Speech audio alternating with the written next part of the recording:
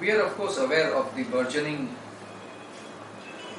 shall we say, medical tourism that is prevalent in several parts of the world. Now, in the Western countries, elective surgery, especially aesthetic surgery, is all self-pay, and it proves to be very costly for people to spend money on this. Naturally, they start looking for alternatives. With the opening of the European Common Market, there are a lot of centers even in Eastern Europe. India is a popular center. Southeast Asia, especially Thailand, Turkey, these are very popular centers. Now, what really differentiates the quality of care in these places, I really cannot comment upon. All I can talk about is the standard of care that we have available in our country. As I said, if you are a qualified plastic surgeon with several years of experience under your belt, most of us are well trained in the art and the science of plastic surgery. Insofar as the experience is concerned, it varies from person to person.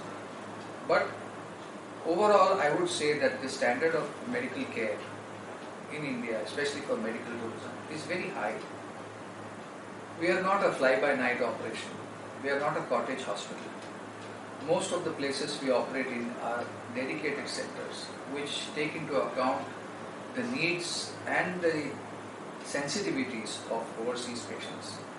We have a very strict protocol for infection management and management of any post-operative sequelae or complications if they do occur. We have highly qualified specialists in other departments to take care of such patients.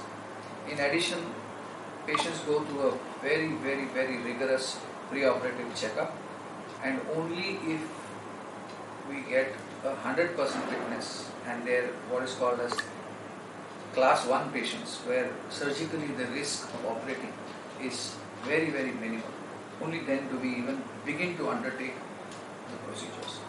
We don't operate high-risk patients because this is elective surgery.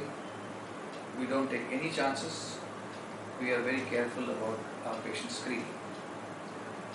Many patients are on a lot of medications from before, and we diligently check with our anesthetist and our physician about possible drug interactions that may occur because of people already taking a large amount of medications.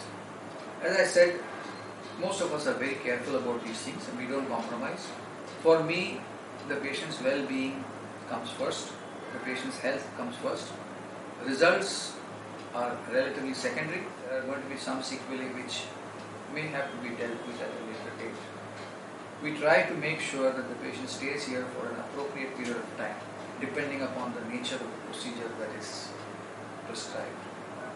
And we don't want the patient to go home carrying some complication which has to be dealt with at their place of residence. For all these types of surgeries, we have many qualified and very competent doctors who are there to help you. Keep your expectations reasonable. We will do our best, of course. We will go out of our way to help you as far as possible.